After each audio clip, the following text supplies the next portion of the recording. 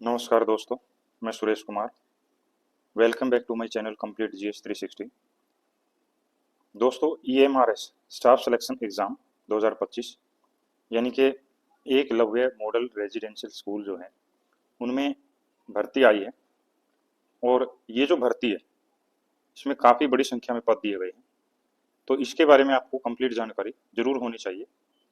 तो सभी दोस्त फार्म अप्लाई करने से पहले एक बार इसकी जानकारी जरूर लें।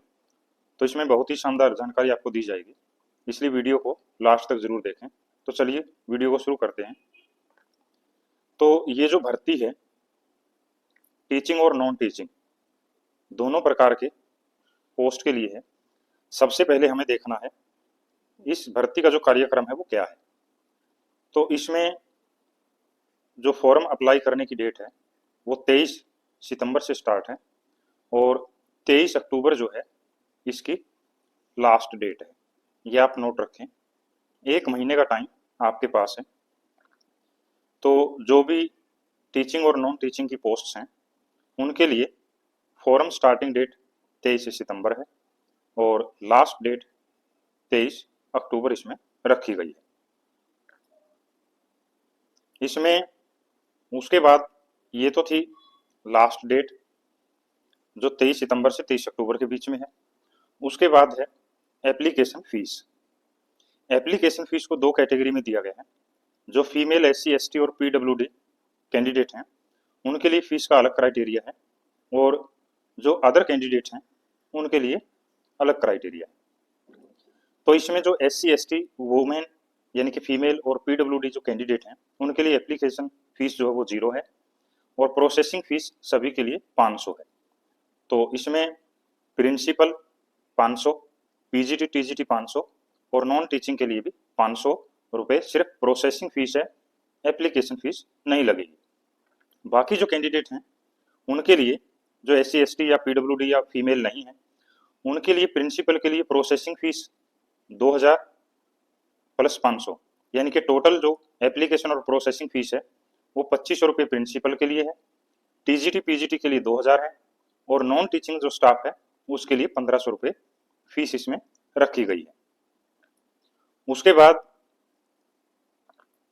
इसका जो फॉर्म है वो ऑनलाइन अप्लाई किया जाएगा और इसमें जो वैकेंसीज हैं उनको एक बार हम देख लेते हैं।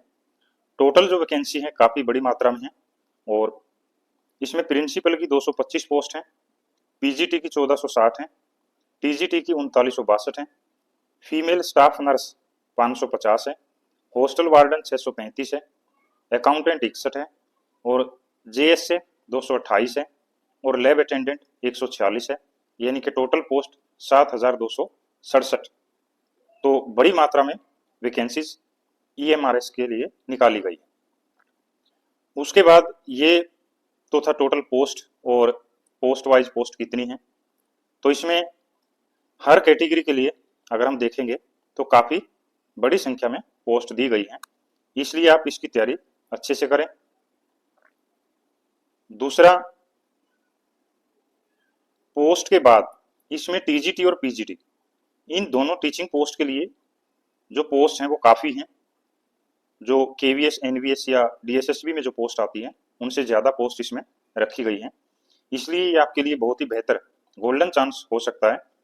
और अगर हम पोस्ट देखें तो इसमें हर सब्जेक्ट की पोस्ट हैं, चाहे वो लैंग्वेज है या मेन सब्जेक्ट है, सभी की पोस्ट काफ़ी मात्रा में दी गई है। इसमें music, art, PET, PT female male और लाइब्रेरियन इनकी भी पोस्ट जो है बड़ी संख्या में दी गई है। उसके बाद जो नॉन टीचिंग स्टाफ है इसमें ऐसा नहीं है कि सिर्फ टीचिंग की पोस्ट है, नॉन टीचिंग जो स्टाफ है उसके लिए भी काफ़ी मात्रा में वैकेंसीज निकाली गई है। हॉस्टल वार्डन 346, हॉस्टल वार्डन जो फीमेल है 289, फीमेल स्टाफ नर्स 550, अकाउंटेंट 61 और जेएसए 228 और लैब अटेंडेंट 146, यानी कि सभी कैटेगरी में काफ़ी बड़ी मात्रा में पोस्ट इसमें निकाली गई है। उसके बाद दोस्तों इसमें जो एजुकेशनल क्वालिफिकेशंस हैं वो सेम है डीएसएसबी, केवीएस, एनवीएस के लिए, और जो क्राइटेरिया है वो भी बिल्कुल सेम दिया गया है, उसमें कोई ज़्यादा फेरबदल नहीं किया गया है।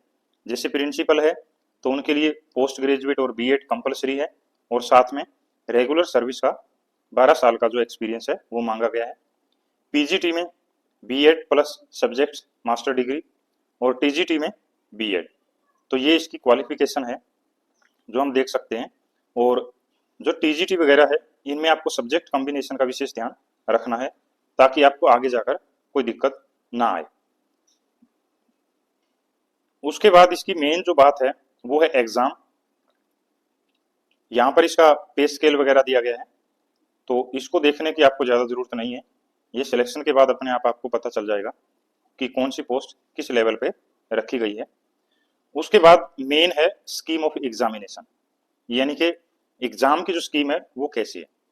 तो ईएमआरएस का जो एग्जाम है 2025 का, ये एमसीक्यू जो टायर 1 होगा, यानी कि इसमें आपकी बार ये महत्वपूर्ण चेंज किया गया है। पिछली जो भर्ती थी उसमें सिर्फ एक ही एग्जाम था और वो भी ओएमआर एमसीक्यू बेस्ड था, लेकिन इस भर्ती में जो एग्जाम है उसकी 2 स्टेज बनाई गई है, टीयर 1 और टीयर 2, यानी कि प्री और मेन एग्जाम किया गया है। जो प्री एग्जाम होगा वो एमसीक्यू होगा और ओएमआर बेस्ड होगा पेपर पेन मोड में, और जो टीयर 2 होगा वो एमसीक्यू बेस्ड के बाद होगा और इसमें स्किल टेस्ट होगा। और स्किल टेस्ट में यानी कि आपका जो सब्जेक्ट है उसका मेन एग्जाम भी होगा, और इसमें जो सेकंड एग्जाम है टीयर 2 वो डिस्क्रिप्टिव होगा, यानी कि उसमें आपको लिखना पड़ेगा और इंटरव्यू इसमें नहीं है, ये आप ध्यान रखें, कोई इंटरव्यू इसमें नहीं रखा गया है। तो आपके 2 ही एग्जाम है, टीयर 1 और टीयर 2। अब इन दोनों के बारे में आगे डिटेल में देखेंगे। सबसे पहले प्रिंसिपल। प्रिंसिपल के लिए 100 मार्क्स का जो है वो ओएमआर बेस्ड टीयर 1 एग्जाम रखा गया है, और जो टीयर 2 एग्जाम है वो भी 100 मार्क्स का है, लेकिन उसमें ऑब्जेक्टिव जो क्वेश्चन है वो 40 होंगे, और डिस्क्रिप्टिव जो होगा वो 60 मार्क्स, यानी कि टोटल 100 मार्क्स का आपका टीयर 2 का एग्जाम प्रिंसिपल के लिए होगा। पीजीटी के लिए मेन हम यहाँ से शुरू करते हैं, क्योंकि टीजीटी पीजीटी कैंडिडेट ज़्यादा होते हैं। तो इसमें पीजीटी के लिए जो टीयर 1 एग्जाम है वो क्वालिफाइंग रखा गया है, और उसमें 1:10 यानी कि 10 गुना जो कैंडिडेट हैं उनको टीयर 1 में पास किया जाएगा और वो मेन एग्जाम देंगे। अब इसमें जो एग्जाम का क्राइटेरिया है वो क्या क्या है वो हम देख लेते हैं।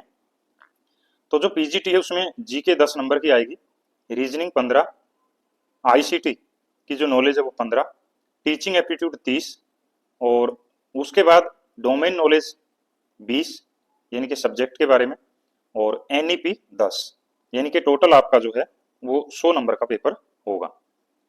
अब इसमें दोस्तों सबसे महत्वपूर्ण जो चीजें हैं वो है टीचिंग एप्टीट्यूड जो 30 नंबर का है, और 10 नंबर की एनईपी वो भी टीचिंग में ही शामिल है, यानी कि टोटल 100 में से 40 नंबर का आपका टीचिंग से रिलेटेड क्वेश्चन आएगा, और 10 नंबर आपका जीके का। टोटल 50 नंबर आपके ये हैं, और बाकी 50 में रीजनिंग, आईसीटी और आपका जो सब्जेक्ट नॉलेज है वो पूछा जाएगा। अब इसमें दोस्तों आपसे एक रिक्वेस्ट है कि आप टीचिंग और जीके की बेहतर तैयारी के लिए हमारे चैनल कंप्लीट जीएस 360 को सब्सक्राइब जरूर करें। इस पर आपको टीचिंग के बहुत ही शानदार प्रश्न और जीके के बहुत ही शानदार आने वाले प्रश्न पूछे जाएंगे, तो इससे आप तैयारी कर सकते हैं। उसके बाद ये नीचे दे रखा है कि जो शॉर्ट लिस्टेड कैंडिडेट होंगे उनका रेशो 1:10 रखा गया, यानी कि जो टीयर 1 है उसमें 10 गुना कैंडिडेट पास किए जाएंगे, और उन्हीं को फिर टीयर 2 यानी कि मेन एग्जाम के लिए कॉल किया जाएगा। उसके बाद ये 2 गुना बुलाएंगे डॉक्यूमेंट वेरिफिकेशन में, या 2.5 गुना या 3 गुना, वो बाद की बात है। तो जो सब्जेक्ट नॉलेज एग्जामिनेशन है वो आपको ध्यान रखना है, उसमें ऑब्जेक्टिव नहीं है, उसमें ऑब्जेक्टिव आपका सिर्फ 40 नंबर का है, और 60 नंबर का आपका डिस्क्रिप्टिव होगा जिसमें 15 प्रश्न होंगे, और 1 प्रश्न 4 नंबर का, यानी कि 60 प्रश्नों का आपको डिस्क्रिप्टिव जो एग्जाम है वो लिखकर देना पड़ेगा। तो ये डिस्क्रिप्टिव के बारे में दिया गया वो 3 घंटे का होगा, और इसमें जो क्वेश्चंस हैं वो 55 होंगे, और मार्क्स जो हैं वो 100 दिए गए। टीजीटी में भी सेम क्राइटेरिया रखा गया है, वही टीयर 1 100 मार्क्स और टीयर 2 100 मार्क्स का होगा। और इसमें जो टीयर 1 है वो आपको ध्यान रखना है, टीयर 1 का 10 गुना कैंडिडेट मेन के लिए बुलाए जाएंगे, और इसमें जो लैंग्वेज है हिंदी इंग्लिश, इनमें कम से कम आपको 10 नंबर लेने पड़ेंगे। ये क्वालिफाई करने के लिए एक क्राइटेरिया इसमें रखा गया है, इसको आप ध्यान रखना, ये इंपॉर्टेंट है क्योंकि यहीं पर जो है काफ़ी कैंडिडेट रह जाते हैं। तो इसमें जो हिंदी इंग्लिश है उसमें आपको क्वालिफाई करना पड़ेगा, लेकिन वो आपके जो मेरिट है उसमें काउंट नहीं होंगे, वो क्वालिफाइंग के लिए रखे गए हैं। इसलिए इस पार्ट पर विशेष ध्यान दें कि आपको इसमें कम से कम 10-10 नंबर जरूर लेने पड़ेंगे, तभी आप 15 में से तभी आप पास हो सकते हैं। उसके बाद सेम क्राइटेरिया जो है टीजीटी पीजीटी का है। तो इसमें जो हॉस्टल वार्डन यानी कि नॉन टीचिंग जो सब्जेक्ट हैं उनके लिए अलग रखा गया है, और उनके लिए जो क्राइटेरिया है OMR बेस्ड का, उसमें थोड़ा सा चेंजेस है, इसको आप नोट कर लें।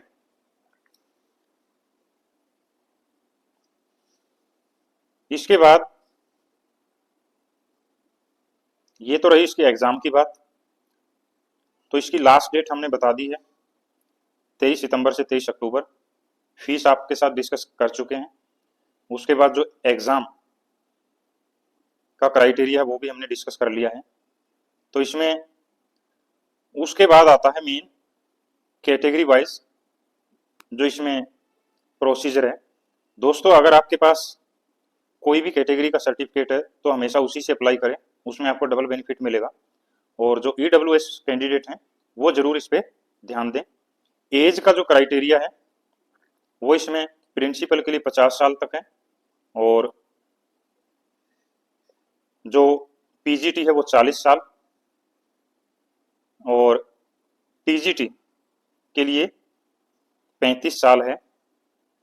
ये एज क्राइटेरिया भी आपको याद रखना है। और सीटेट आपका क्वालिफाई होना चाहिए टीजीटी के लिए।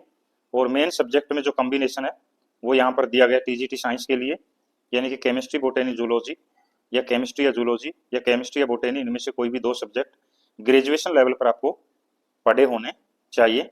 ये जरूरी है क्योंकि जब तक हमारी क्वालिफिकेशंस नोटिफिकेशन के अकॉर्डिंग नहीं है तो फिर हमारा तैयारी करने का कोई बेनिफिट नहीं रहता। तो एज इसमें प्रिंसिपल 50, पीजीटी 40 और टीजीटी 35 ये रखी गई है। म्यूजिक टीचर या मिसलेनियस जो टीचर है उनके लिए भी 35 है, तो इसको आप जरूर ध्यान रखें। बाकी सभी के लिए 35 है, और स्टाफ नर्स के लिए 35 है, हॉस्टल वार्डन के लिए भी 35 है, अकाउंटेंट के लिए 30 वर्ष है, और इनकी जो क्वालिफिकेशन है वो थोड़ी अलग है। और जेएससी के लिए 30 वर्ष है, लैब अटेंडेंट के लिए भी 30 वर्ष है। और जो नॉन टीचिंग एग्जाम्स हैं उनमें जो क्वालिफिकेशन है वो टीचिंग से अलग है, तो इसको आप जरूर नोट रखें।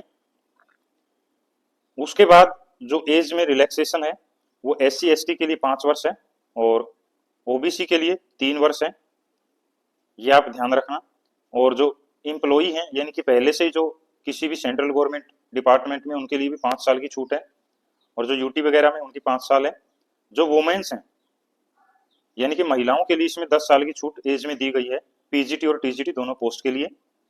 और जो हैंडीकैप्ड हैं वो SC ST वुमेन 15 साल, OBC 13 साल, जनरल 10 साल, इनको भी छूट दी गई है। और इसमें जो परमानेंट EMRS के एम्प्लॉई है उनके लिए भी एज में रिलैक्सेशन दी गई है। तो काफ़ी चीज़ें इसमें दी गई हैं, इनको आप जरूर ध्यान रखें। साथ ही दोस्तों आपसे एक रिक्वेस्ट है कि आप बेहतर तैयारी के लिए टीचिंग एप्टीट्यूड और जीके के लिए आप हमारे चैनल कंप्लीट GS 360 पर आ सकते हैं। इसमें आपको जो पर्सन मिलेंगे वो ऐसे पर्सन हैं जो हर एग्जाम में पूछे जाते हैं, काफ़ी बार रिपीट हुए हैं। तो ये जो EMRS की पोस्ट दोस्तों एक बार फिर से आपको याद दिला दें कि जो लास्ट डेट है वो 23 अक्टूबर है, और फॉर्म अप्लाई करने की जो डेट स्टार्ट है वो 23 सितंबर है। और बाकी चीज़ें हम फीस वगैरह इसमें डिस्कस कर चुके हैं, पोस्ट काफ़ी है, तो ये आपके लिए एक गोल्डन चांस है। इसमें आप जरूर अपना हाथ आजमाएं, और वीडियो अच्छी लगी हो तो लाइक ज़रूर करें। धन्यवाद।